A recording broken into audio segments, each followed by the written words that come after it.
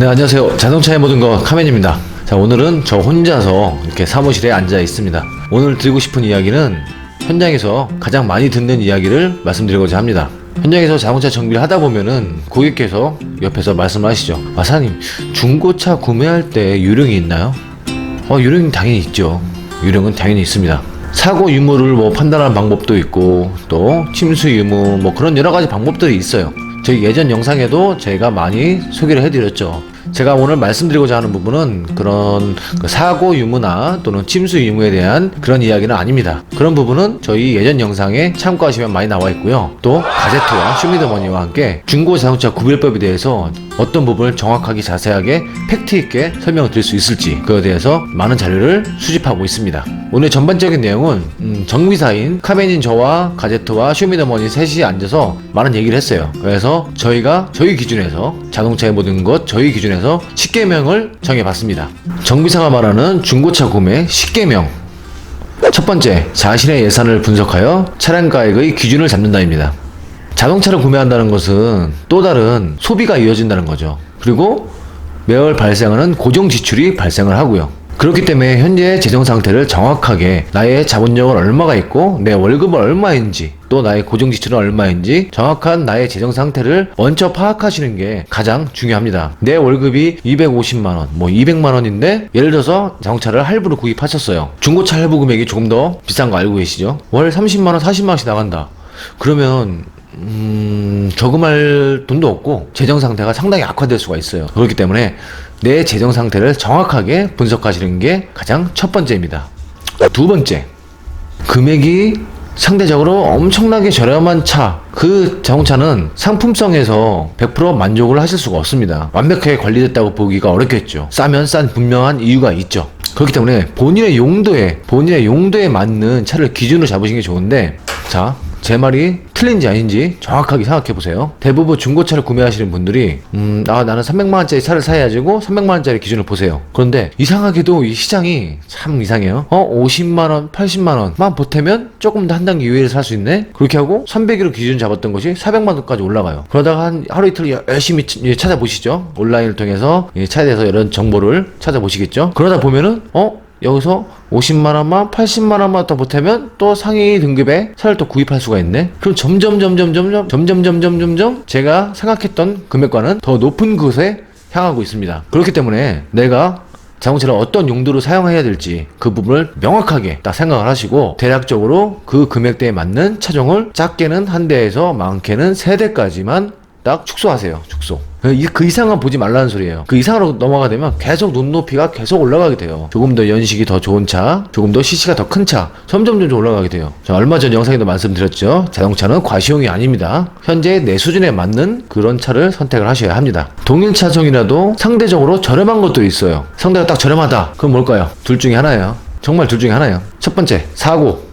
큰 사고면 큰 사고일수록 차량 가격은 훅 떨어지죠. 두 번째는 정말 해서는 안 될, 정말 쓰레기 같은 짓이죠. 허위 매물. 정말 화가 나요. 허위 매물 장사하시는 분들, 또 허위 매물에 속아서 오시는 분들 보면, 진짜 제가 너무너무 화가 나요. 그 두 가지밖에 없어요. 상대적으로 동일 차종인데 저렴하다. 사고 아니면 허위 매물. 그 두 가지입니다. 그 두 가지는 꼭 피하셔야 되겠죠. 자, 세 번째. 첫 번째 말씀드린 것처럼 내 경제적인 소득과 내 경제적인 수준을 고려해서 구매하고자 하는 자동차가 선택이 되셨다고 한다면 온라인과 오프라인에서 많은 정보를 습득하셔야 돼요. 전반적인 고질병이나 아니면은 온라인과 오프라인의 시장에서 내가 구매하고자 하는 자동차의 평균적인 시세가 얼마 정도를 하고 있는지 평균적인 시세를 확인할 필요가 있겠죠. 동일 차종이라도 연식이 있을 거고요. 연식마다 금액도 다르고요. 또 단순 사고냐 아니냐에 따라서도 금액적인 부분이 다를 수가 있습니다. 그렇기 때문에 평균적인 시세를 확실하게 온라인과 오프라인에서 명확하게 알고 가셔야 하고요. 자, 네 번째. 금액을 정하셨고 마음에 드는 차 연식과 모든 차종을 다 정하셨다. 그렇다면은 바로 구매하러 가시는 게 아니라 최소 2곳 이상, 저 같은 경우는 3군데 정도 움직이는데 가서 확인을 하거든요. 3곳 또는 2곳 이상 그 매매상, 각 지역의 매매상을 한번 방문하세요. 그래서 이야기를 들어보시고 차를 직접 눈으로 보시고요. 예전에도 제가 말씀드린 것 같은데 1, 2천원짜리 과일, 사과, 배 하나 사도 하더라도 저희가 혹시라도 망가진 부분은 없나 그런 걸 다 확인을 하잖아요. 근데 최소 몇백에서 많게는 몇천만 원까지 되는 우리의 자산을 갖게 되는데 이거를 그냥 아무런 확인도 없이 무작정 구매할 수는 없죠. 힘들게 발품을 팔은 만큼 더 좋은 상품을 구할 수가 있습니다. 최소 2곳 이상의 상사는 가셔서 동일 차종을 비교를 해보시는 게 제 생각에는 아주 현명한 판단이라고 생각을 합니다. 5번째, 이 5번째는 제가 영상에서도 많이 말씀드렸어요. 다른 정비하면서 아주 많이 말씀을 드렸었는데, 테스트 운전, 꼭 테스트 운전, 딜러와 함께 꼭 테스트 운전을 하세요. 자, 테스트 운전을 하시는데 저희 구독자분들 알고 계시죠? 자, 일반도로 달려보시고 꼭 방지턱도 넘어보시고, 그리고 비포장길도 한번 달려보시고, 그래야 정확하게 명확하게 하체 소음이 발생하는지 안 하는지를 알 수가 있습니다. 이런 일반적인 도로는 평평한 도로를 달리시면 아무런 의미가 없어요. 정말 하체가 엉망이지 않는 한 소음이 거의 안 나요. 이 부분은 제가 정비 현장에 있으면서 가장 많이 또 발생해서 그런 문제가 발생해서 들어오는 부분입니다. 중고차를 구매하셔가지고 2, 3일 있다가 들어오세요. 시운전을 할 때는 소리가 안 나는데 저 시골길 가니까 하체 소리가 많이 나더라고요. 더거덕 삐그덕 찌그덕 온갖 잡소리 짜증나죠. 자, 그런 소리가 발생한다고 하시더라고요. 계약서를 작성하시기 전에 꼭 테스트 드라이브를 하셔가지고 하체 소음이 있는지 없는지, 있다면 그 부분을 또 고지를 해서 딜러분께 수리를 해달라고 하실 수가 있겠죠. 여러가지 조건에서 꼭 테스트 드라이브를 하세요. 자, 그리고 6번째, 자, 테스트 드라이브를 했다면은, 5번째처럼 테스트 드라이브를 했다면은 가까운 정비업소에 방문을 하세요. 그런 말씀 하실 거예요. 딜러분들과 다니는 카센터에 들어가면은 다 같은 편이 아니냐. 물론 그럴 수도 있어요. 그럴 수도 있는데, 제가 말씀드린 부분은 정비사한테 무조건 맡기지 마시고 차를 리프트에 올려서 제 눈으로 직접 확인하는 거죠. 오일이 누유되는 부분 없는지, 또는 부식이 많이 발생하지 않았는지. 저는 중고차 구매하시면서 차를 한 번도 안 떠보고 구매하시는 분들을 도저히 이해할 수가 없어요. 도저히. 겉모습은 깨끗하게, 저희 일명 세팅한다고 하죠. 다 세팅해요. 깨끗하게. 딜러분께서 차를 매입을 하시면은 판매를 하기 위해서, 3차 구매자에게 판매를 하기 위해서 세팅을 딱 하죠. 광택도 내고 닦고 조이고, 그리고 더러운 부분, 오일이 샜던 부분은 또 싹 닦아버리고 세팅을 한단 말이죠. 부식된 부분은 어떻게 세팅할 수가 없잖아요. 그렇기 때문에 꼭 차를 한번 뛰어보세요. 뛰어보신 상태에서 타이어의 편마모도 꼭 확인하시고요. 타이어의 편마모가 상당히 심하다는 것은 하체에 무언가 문제가 있다고 봐도 과언이 아닙니다. 절대로. 자, 그렇게 위해서는 기본적으로 중고차를 구매하는 구매자께서 사용차에 대한 기본적인 것들은 축지를 하고 계셔야 되겠죠. 그래서 저희가 열심히 영상을 보여드리는 이유가 정비사분들을 위한 영상이 아니죠. 기본적인 것들을 많이 숙지해 놓으시면 나중에 충분히 저희 영상을 통해서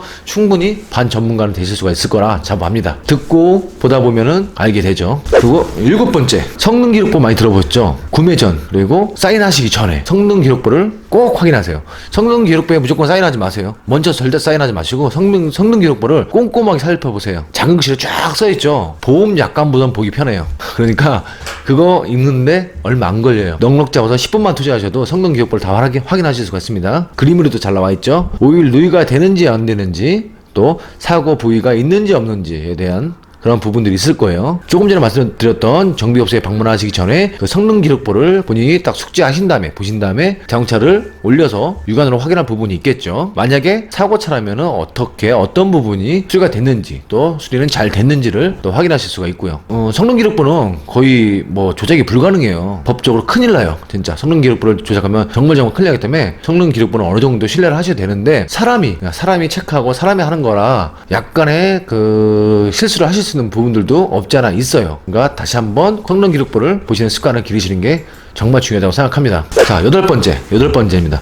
8번째 같은 경우는 조금 애매할 수도 있는데, 자, 중고차 딜러분께서 중고차를 매입을 하시죠. 매입할 때 딜러분들이 되게 꼼꼼하게 보세요. 전산적으로 사고 이력이 있는지 없는지, 그리고 사고는 어떻게 났었는지, 어떻게 관리했는지를 대부분 알고 계신단 말이죠. 어느 정도는. 조금 알아보기도 어렵지만 또 저 개인적으로는 제일 중요하게 생각하는 부분이기도 한데, 만약에 우리나라 정비업소의 그 네트워크, 전산 네트워크가 전체 다 통합이 돼 있다면은 정말 좋을 거예요. 이 전차주가 어디서 어떤 수리를 했는지를 다 알 수가 있으니까. 네트워크가 전체로 다 포괄적으로 다 들어가 있진 않죠. 절대로. 그렇기 때문에 딜러분에게 이 전차주가 최소한 어느 부분까지 엔진오일을 언제 교환했었는지, 또는 미션 오일은 언제 교환했었는지, 만약에 타임벨트가 있다면 타임벨트를 언제 교환하셨는지, 전차주분이 어떻게 차를 관리하셨는지에 대한 정보를 조금 알아달라고 하시면은 좀 알려 주실 거예요. 매입하실 때 판매를 하신 그분의 연락처를 분명히 딜러분은 갖고 계시니까요.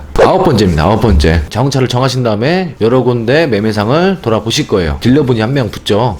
차를 구매하러 왔습니다. 또는 온라인상에서 연락드리고 가죠. 그렇게 되면은 그 딜러분이 추천하는 차가 있을 거예요. 딜러분이 추천하시는 차는 거의 90% 이상 그 딜러분 차입니다. A라는 자동차가 총 3대가 있어요. 근데 이 딜러분은 이 차를 추천을 해요. 자, 그럼 이 차 누구 걸까요? 그 딜러분 차예요. 나머지는 다른 딜러분 차죠. 그렇다면 이분은 마진은 본인의 차를 팔아야지 마진율이 더 좋겠죠. 당연한 거죠, 그거는. 여기서 중요한 것이 내가 많이 알고 내가 알고 있어야지 다른 A, B, C라는 제품이 있을 때 동일한 B 자동차가 더 동일한 가격에서 더 상태가 더 좋을 수가 있어요. 그걸 판단하는 거는 본인이 판단하셔야 돼요. 그래서 많이 아셔야 된다는 거예요. 판매자 입장에서는 마진율이 똑같은 물건이라도 마진율이 좋은 걸 판매를 하려고 하실 거고, 구매자 입장에서는 조금 더 좋은 거를 구매를 하셔야 되잖아요. 그죠? 그렇기 때문에 본인이 좀 더 아셔야 돼요. 적극적으로 권유하는 차는 그 딜러분의 차라는 거를 꼭 명심하시고, 또 그게 더 좋은 차일 수도 있어요. 하지만 약간의 아주 조금의 그 기준을 잡으시고 다른 차도 확실하게 보시는 게 나을 것 같습니다. 구매하시는 분의 기준이 가장 중요하겠죠. 꼭 스스로 알고 판단을 하세요. 자, 마지막 10번째.